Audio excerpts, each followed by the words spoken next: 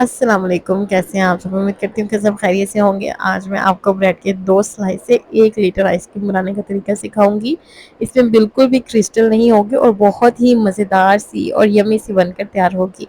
इसके लिए किसी ख़ास अज्जा की भी ज़रूरत नहीं, तो रेसिपी बनाना स्टार्ट करते हैं। बिस्मिल्लाहिर्रहमानिर्रहीम। इसके लिए मैंने ब्रेड के 2 स्लाइस लिए हैं और इसके किनारों को इस तरह से काट लिया है। अब हम ब्रेड को छोटे-छोटे पीसों में कर लेंगे ताकि इसको पीसने में आसानी हो जाए।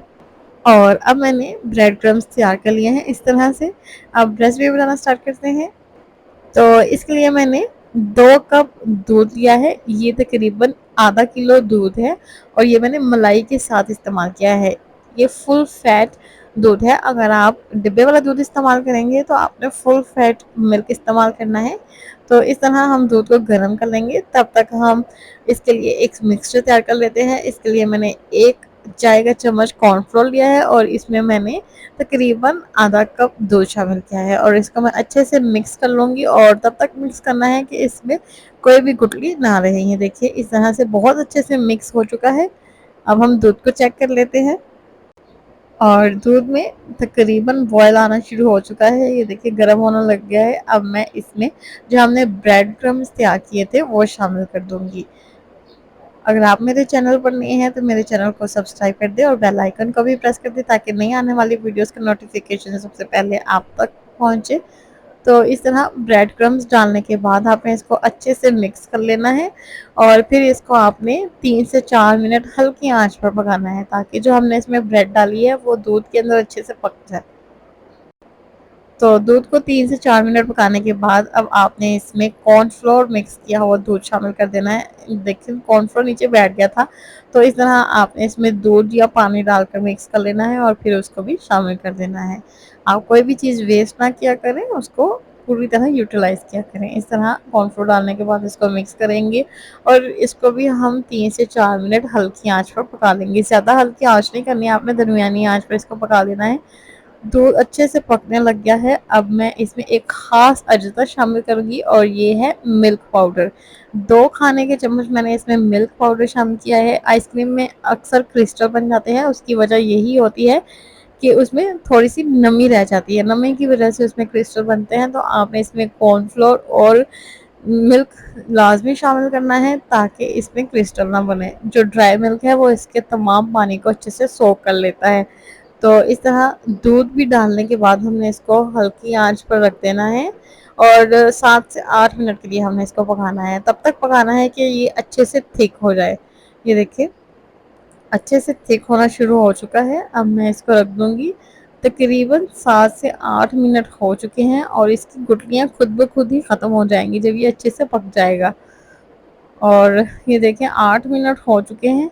अब मैं इसमें 2 खाने के चम्मच चीनी शामिल कर दूँगी और इसको अच्छे से मिक्स कर लेंगे और फिर हम जो चीनी का पानी है वो भी सुखा लेंगे। इसको 5 मिनट के लिए दरमियानी हल्की आंच पर आपने पकाना है, ज़्यादा तेज़ आंच नहीं करनी।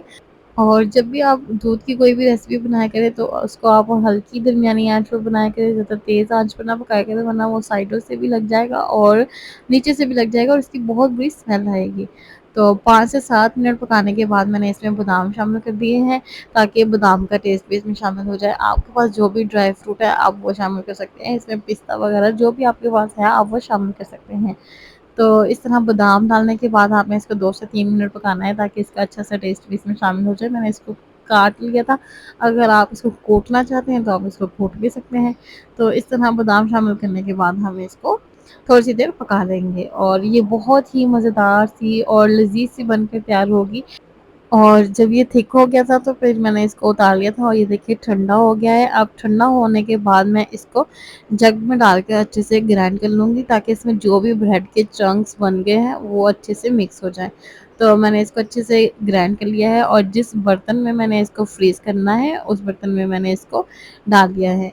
इसमें मैं इस आइसक्रीम के लिए फ्रीज़ करूँगी तो उस ऊपर से मैं इसको ढक दूँगी। अगर आपके पास ढक्कन वाला बर्तन है तो आप वो वाला इस्तेमाल करें ताकि इसकी नमी इसके अंदर बरकरार रहे। तो ये देखिए मैंने इसको ओवरनाइट फ्रीज़र में रख दिया था और ये बहुत अच्छे से जम चुका है। ये देखिए बिल्कुल भी इसमें क्रिस्टल नहीं बने।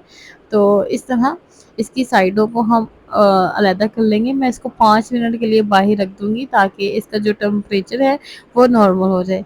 आइसक्रीम को बाहर रखे हुए 5 मिनट हो चुके हैं, तो इसकी साइडें खुद ब खुद ही इसके अंदर से अलग हो गई होंगी। अगर फिर भी अलग ना हो तो आप इसकी साइडों पे पानी डाल सकते हैं, ये बहुत आसानी से अलग हो जाएँगी। तो ये देखिए बहुत ही मज़ेदार सी और यम्मी सी आइसक्रीम बन के तैयार हुई है। ये बहुत ही ईज़ी सी रेसिपी है, इसको बनाने में तकरीबन मुझे 20 से 25 मिनट लगे थे। आप ये रेसिपी लाज़मी ट्राई करना और इसका फीडबैक मुझे कमेंट सेक्शन में देना। ये बहुत ही हाइजीनिक भी है और बिल्कुल इसके कुल्फ़ी जैसा टेस्ट आता है, जो हम बचपन में अंकल से कुल्फ़ी लेके खाते थे ना, ये बिल्कुल सेम वैसे ही खोए वाली कुल्फ़ी का टेस्ट आएगा। तो इस तरह ये बहुत ही कम इंग्रीडिएंट्स में बनकर तैयार हो चुकी है। उम्मीद करती हूँ कि आपको मेरी रेसिपी पसंद आई होगी। रेसिपी पसंद आए तो एक प्यारा-सा लाइक और एक प्यारा-सा कमेंट लाज़मी करना। मिलते हैं नेक्स्ट वीडियो में, तब तक के लिए अल्लाह हाफ़िज़।